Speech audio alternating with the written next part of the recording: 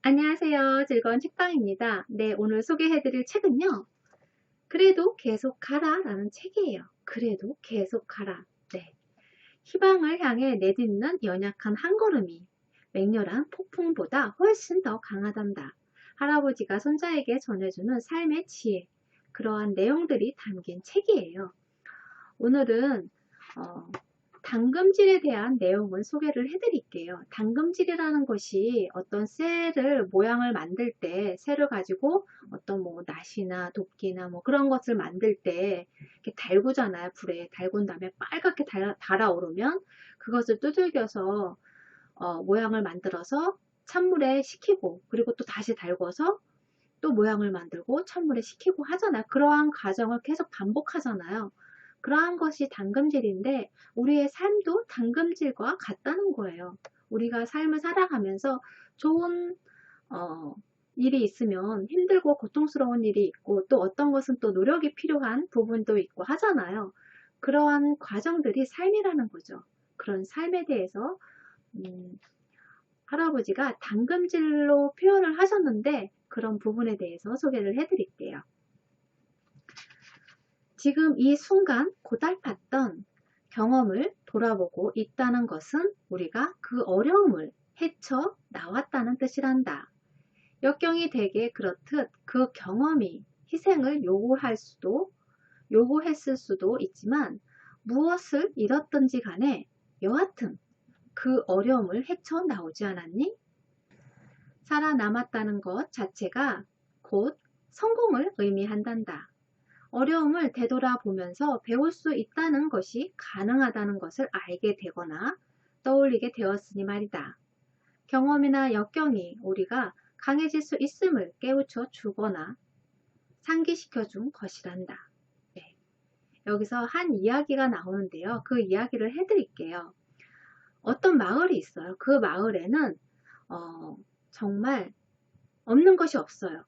상점, 학교, 도서관, 교회, 병원까지 다 있어요. 그래서 그 안에서 생활을 만족스럽게 행복하게 할 수 있어요. 그런데 산 너머에 그 너머에는 무엇이 있는지를 몰라요.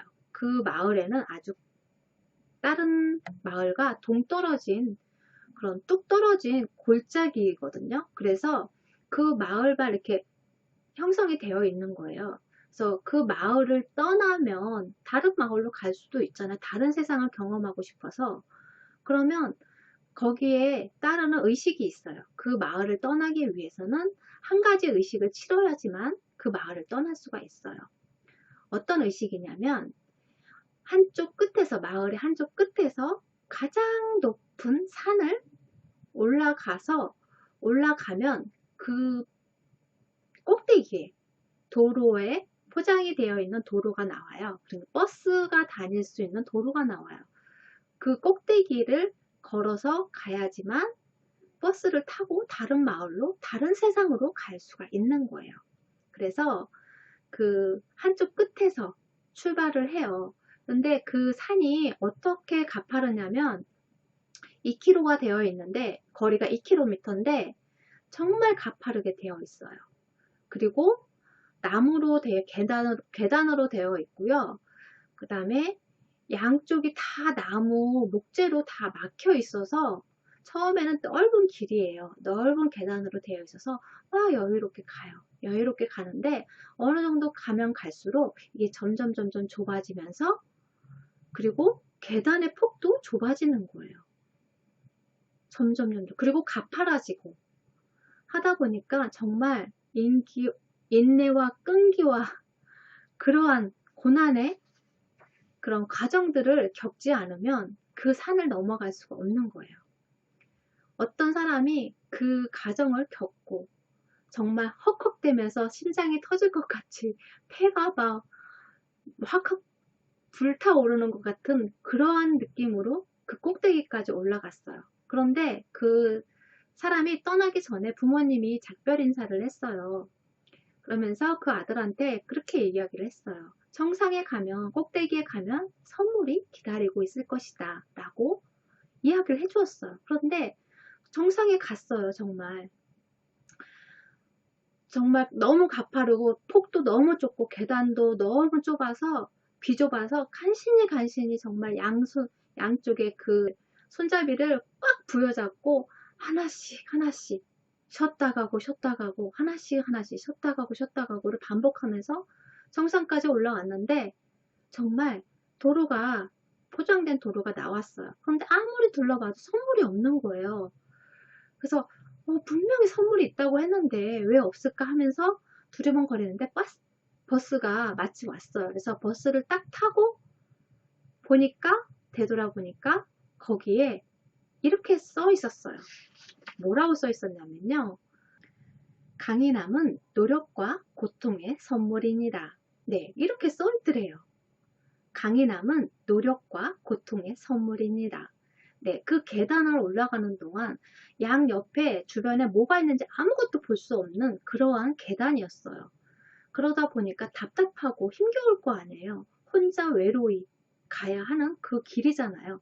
정말 가파르게 있는 계단만, 저 꼭대기의 산만 보이는 그러한 상황 속에서도 꾸준히 노력하고 그리고 또 힘든 상황 속에서도 자신이 그것을 이겨내고 거기 정상까지 도달한 거잖아요. 그 과정 속에서 정말 힘든 고통스러운 시간들도 있었겠죠. 많이 있었겠죠. 가다 쉬고 하면서 한 계단 한 계단 그렇게 올라간 거니까요. 그 안에서 그렇게 해가는 시간들이 그 사람에게 강인함을 만들어주는 그러한 시간이 되었다는 거죠. 삶을 통해서 강인함이 만들어졌다는 거예요. 그래서 삶을 살아가는데 강인함이 있어야 하잖아요. 그래야지 또 어떤 새로운 고통스러운 일이 있고 힘든 일이 닥쳐도 내가 이겨낼 수 있는 그런 힘이 생기잖아요. 그러한 것처럼 그러한 과정들을 통해서 강인함을 얻는 그러한 선물을 받게 되는 그러한 일이 된다는 거죠. 그리고 우리가 삶을 살아가면서 고난과 역경이 없을 수는 없잖아요. 그러한 고난과 역경에 대해서 할아버지가 이렇게 말씀을 하세요. 말할 수 없이 어려운 시기에 그와 같은 인생의 폭풍 후에 용감하게 맞설 수 있었다는 것은 삶의 현실을 받아들였다는 뜻이다.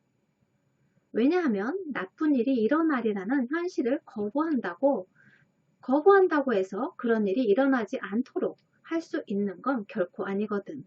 삶이란 살아내도록 되어 있는 거지 피하도록 되어 있는 게 아니란다. 너는 매일 아침 내 인격의 깊이를 더하고 내 지식을 늘리면서 성장할 수 있는 기회를 지닌 채 잠에서 깨난다.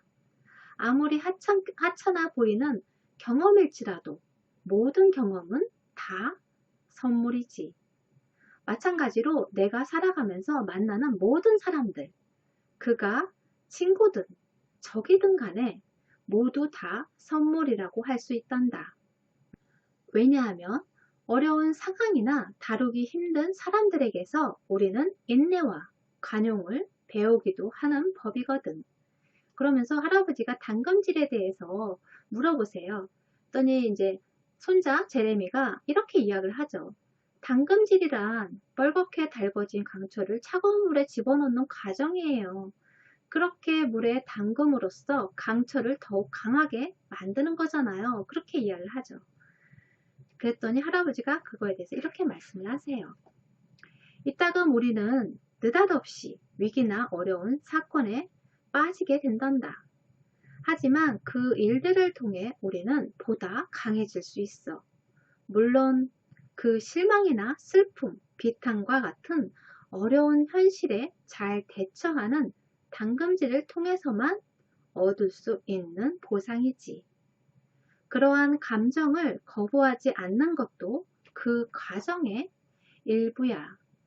실망이나 슬픔, 비탄을 환영할 사람은 아무도 없겠지만 인간의 온갖 감정을 다 경험해야 할 필요성까지 거부해서는 안 된단다. 우리 영혼이 울 때라고 알려주면 울 수 있어야 해. 이것이야말로 슬픔을 균형 있게 자리매김하는 의식이자 상황을 제어하는 능력을 얻는 의식의 일부지. 비통함도 다 목적이 있단다. 슬퍼한다고 해서 내가 약해지는 것은 약해진다는 뜻은 아니야. 다시 한번 조화와 강인함을 얻기 위해 나아가는 첫걸음이라고 할 수 있단다. 애통해하는 것이야말로 당금질하는 과정의 일부지. 네. 우리가 살아가면서 좋은 일만 있을 수는 없잖아요. 정말 비통한 일도 있고 슬픈 일도 있고 힘겨운 일도 있고 정말 끝이 안 보이는 노력을 해야 하는 경우도 있고 한데 그러한 과정들이 인생을 살아가면서 나를 더 강인하게 만드는 당금질과 같다는 거예요. 여러분이 지금 살아가는 과정 속에서 당금질을 잘 하느냐 그리고 또 올바르게 잘 키워나가느냐 그러느냐에 따라서 나의 미래의 모습이 달라질 수 있겠죠. 여러분이 살아가시면서 이러한 당금질의 일이 왔을 때 좀 더 현명하게 그리고 또 울 수 있는 일이 울어야 하는 일이 있다면 실컷 울고 거기서 무언가를 배우고 무언가를 깨달으면서 나를 더 성장시키는 그러한 시간이 되셨으면 좋겠어요. 네, 오늘도 즐거운 하루가 되셨으면 좋겠고요. 구독과 좋아요도 부탁드릴게요. 지금까지 들으셔서 감사합니다. 다음 시간에 또 만나요.